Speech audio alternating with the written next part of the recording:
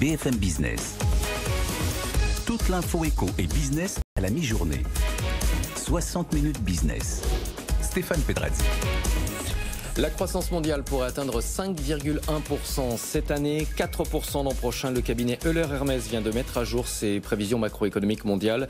Il estime que les États-Unis seront le principal moteur de la reprise et qu'en Europe, les pertes liées à la crise sanitaire ne seront pas compensées avant 2022. Pour en parler avec nous, Alexis Garatti, directeur de la recherche économique chez Euler Hermes. Bonjour, merci d'être en duplex avec nous. Avant de parler de vos prévisions, un mot peut-être des perspectives de croissance en France. Le gouvernement a revu à la baisse ses prévisions. 5%, c'est la nouvelle prévision de croissance pour cette année. Ça vous semble réaliste ? Oui, c'est assez réaliste. Nous sommes légèrement au-dessus à 5,4%. Nous sommes confiants pour l'économie française et à l'image de l'économie européenne d'enregistrer un rebond qui fait suite à une certaine efficacité quant à la stabilisation du choc Covid. Et donc, on attend un rebond à 5,4% en 2021. À vous entendre, ça veut dire que l'impact des nouvelles restrictions sanitaires sera en partie compensé par la reprise ? Oui, tout à fait. Il va falloir prendre en compte ces annonces et essayer d'estimer quelle va être la longueur de ces nouvelles mesures de confinement. On estime qu'elles pourraient effectivement être en ligne avec ce que prévoit le gouvernement. Et pour l'instant, entre les effets positifs et négatifs qui font suite aux nouveaux mécanismes d'assistance qui vont accompagner cette phase de confinement, on estime que c'est plus ou moins neutre sur notre profil de croissance et donc on maintient notre call, notre attente de 5,4% en 2021. Vous dites que l'Europe va rester à la traîne par rapport aux États-Unis notamment. Quelle est la principale raison ? C'est le retard dans la vaccination ? C'est le plan de relance qui n'a toujours pas été versé ? Oui, tout à fait. Vous avez tout à fait raison. Ce sont là les deux principaux facteurs qui vont déterminer l'asymétrie du rebond entre les États-Unis et l'Europe. On attend en effet un rebond plus impressionnant du côté américain. On sera à 5,3% de croissance en 2021. Et ça, c'est simple. C'est le résultat d'une stratégie de vaccination qui est beaucoup plus efficace, beaucoup plus rapide. Et c'est aussi le résultat d'initiatives sur le plan budgétaire qui ont été beaucoup plus rapides et beaucoup plus fortes en comparaison de la zone euro. Dans vos dernières prévisions trimestrielles, vous expliquez qu'il y a 7 obstacles à surmonter sur le chemin de la reprise économique mondiale. J'aimerais qu'on en commande quelques-uns. Vous parlez de la vaccination. Vous dites que c'est la principale raison de l'écart de reprise. Vous parlez de la vaccination, c'est ça ? Oui, vaccination. Oui, c'est ça. Donc la vaccination va jouer un rôle déterminant. Donc pour atteindre l'immunité collective, on attend une situation d'immunité collective aux États-Unis aux alentours du mois de mai ou du mois de juin, et ça va prendre beaucoup plus de temps en ce qui concerne la situation en Europe.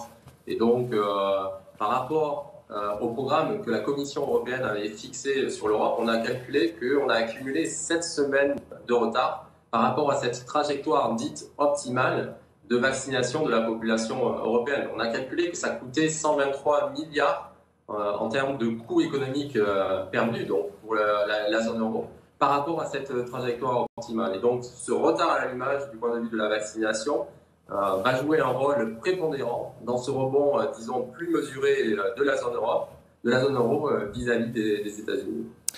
Vous parlez d'un autre obstacle, libérer les excès d'épargne. Le gouvernement français en a déjà parlé, mais vous avez mis des chiffres. Vous avez calculé que si 30% de l'épargne Covid est injectée dans la consommation, ça peut représenter 1,5% de croissance dans la zone euro et 50% de l'épargne pourrait représenter jusqu'à 3% de croissance. Donc c'est vraiment considérable.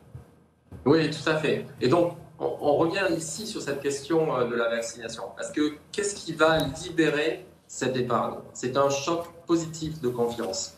Si vous réussissez en tant que gouvernement à opérer ce choc positif de confiance, vous allez libérer l'épargne. D'où l'importance cruciale d'une campagne de vaccination réussie.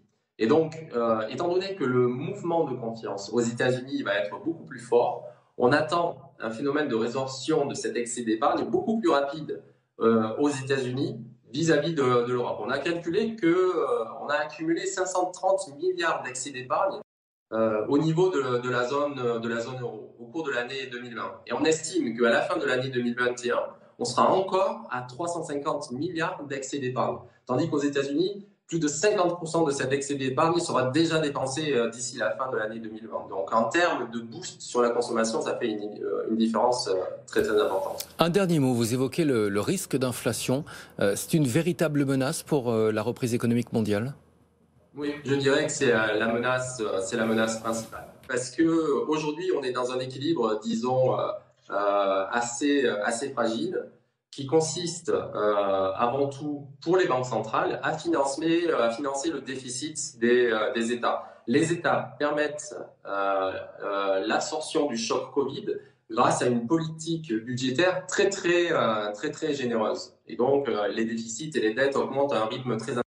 Mais cet équilibre est permis par cette capacité qu'ont les banques centrales à acheter de la dette publique. Si cet équilibre s'interrompt, si les banques centrales ne sont plus capables d'acheter des titres de dette publique, c'est-à-dire si le niveau d'inflation est trop élevé, alors on sera obligé d'arrêter d'être aussi généreux sur le plan budgétaire. Et ça pourrait être très risqué pour la stabilité des économies occidentales. Merci beaucoup Alexis Garratti d'avoir été en duplex avec nous. Je rappelle que vous êtes directeur de la recherche économique chez Euler Hermès.